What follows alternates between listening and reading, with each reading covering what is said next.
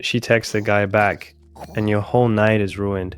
You check her likes, her comments, who's talking to her, and you tell yourself this is just what love feels like.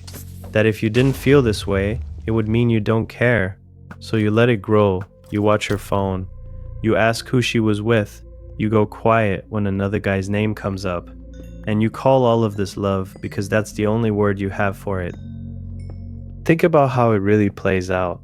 She's at work and a coworker named Jake helps her with something, and she brings it up that night. Nothing happened.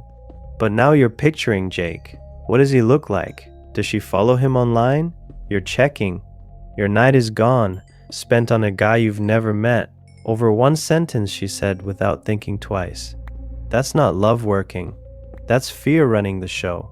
And you didn't even notice it grabbed the wheel. Most guys think jealousy means they love her too much. They think it means she's just that important to them. So they treat the jealousy like proof, like a badge. I only act like this because I care so much. They think the fix is to control the situation more, watch closer, ask more questions, get in front of anything that might take her away. Check her location, ask why she left her phone face down. In their head, more control means more safety. So they squeeze tighter every time the fear shows up, thinking that's what a real man would do.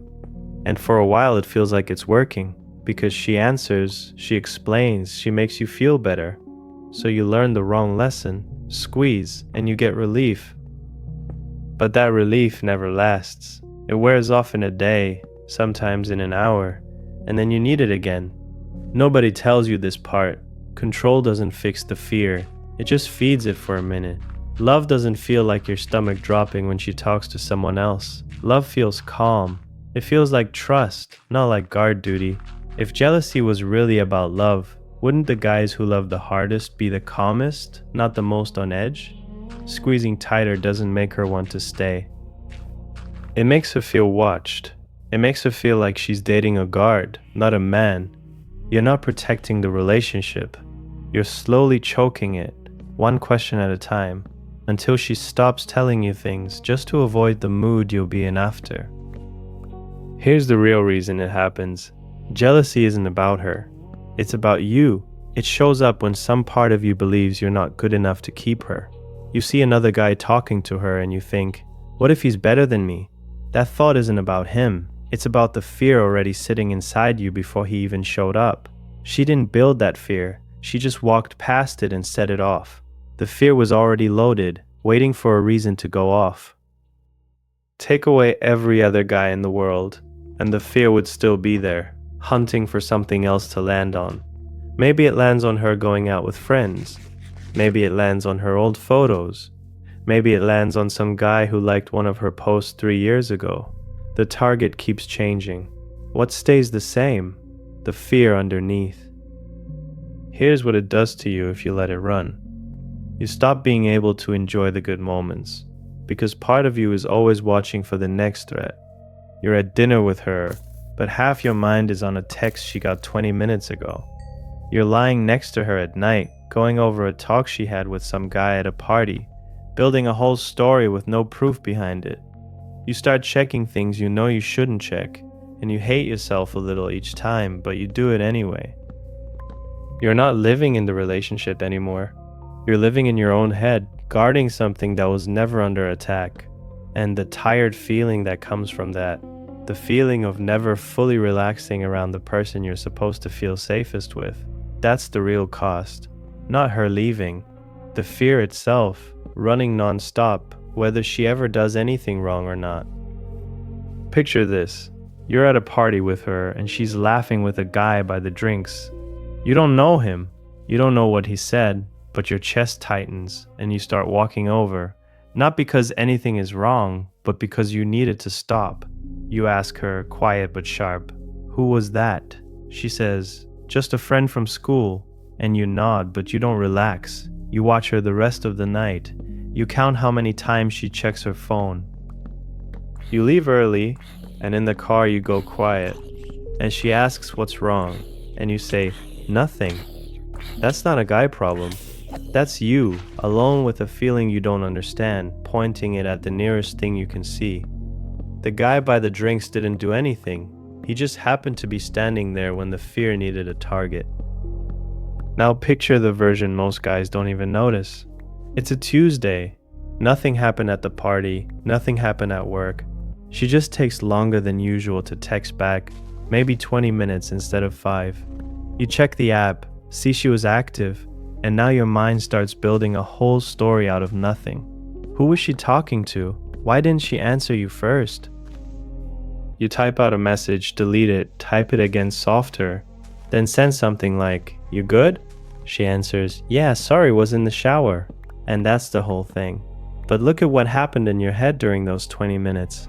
You went from calm to checking if she's online 3 times, to picturing a name, to almost sending an angry text over nothing. That's how it works. It doesn't need a real event. It just needs a gap, a silence, a small space where you're not sure, and your mind rushes in to fill that space with the worst story it can find.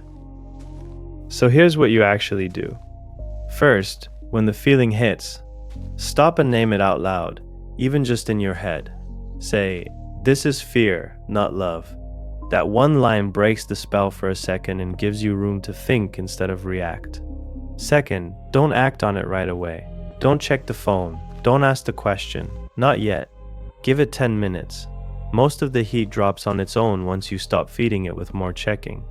Third, ask yourself what you're really scared of. Not, "What did she do?" but, "What does this say about me?" Usually it's something like, "What if I'm not enough?" or "What if she gets bored of me and finds someone better?" That's the real thing to fix, not her phone, not her friends, not her coworker. Fourth, build yourself outside of her. Get stronger, get better at your job, build real friendships. Have a life that doesn't shrink down to just watching her. A man with a full life has less room left for fear to live in, because his mind is busy with things that are actually his. If you don't do this work, here's what it costs you over time. You get tired in a way that has nothing to do with sleep. You start planning out conversations before they happen, deciding how you'll react if she says a name you don't like. You get short with her over small things, and she can't figure out why, because to her it looked like nothing. Slowly, she starts holding things back around you, leaving out small details just to keep the peace. And you feel that distance growing, but you read it as proof something is wrong, instead of reading it as the result of your own grip. The relationship starts to feel like work you're always doing alone, guarding a wall against nothing, while the real connection between you two gets thinner every week. Here's the shift you need to make. Stop treating jealousy as proof of love and start treating it as a warning light. When it turns on, is it telling you she's doing something wrong? No, it's telling you something in you needs work. A warning light on your car doesn't mean the road is bad. It means look under the hood. Same here. Every time you feel that pull to check, to control, to ask one more question, that's your own fear waving a flag, not proof against her. The guys who trust easy aren't fools. They just did the work already, so there's less fear left to go off. You can be that guy too, but only if you stop pointing outward and start looking at what's actually running the show inside you. You don't hold someone by watching them closer. You hold them by becoming someone worth staying for, and by trusting yourself enough to let go a little.